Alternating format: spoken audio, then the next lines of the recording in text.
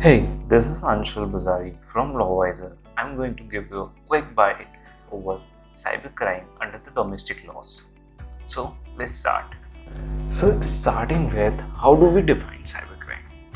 Though the term hasn't been defined under the IT Act 2000 or the IPC or any other legislation in India, we can, but still we can give a general broad definition, the general perspective that can be understood as any crime which involves hacking of the target computer or system with the malified intention to do a criminal activity.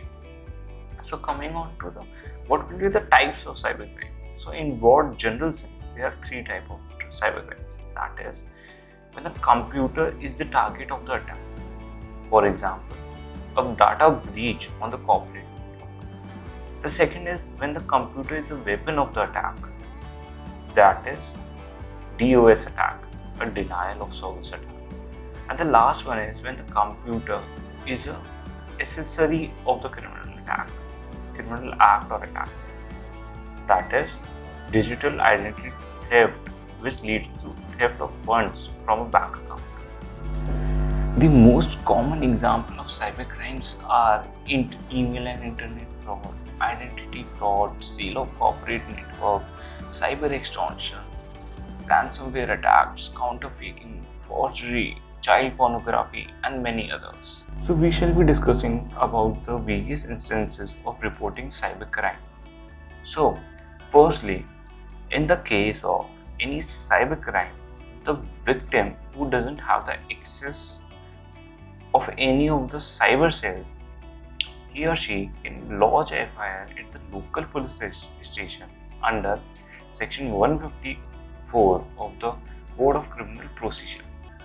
Secondly, if the cybercrime committed against the victim is a cognizable offense under the IPC, that is Indian Penal Code, then it would be obligatory for the police officer to lodge a FIR.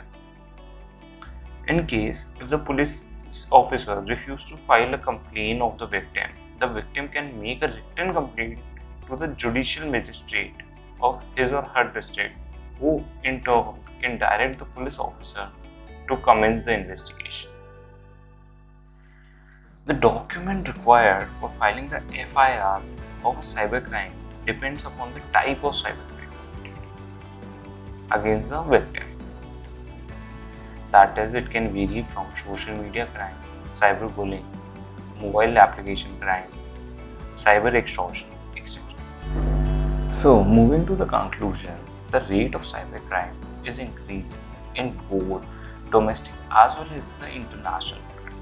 However, with the evolving technology, there is an increase not just in cybercrime but other types of crime as well.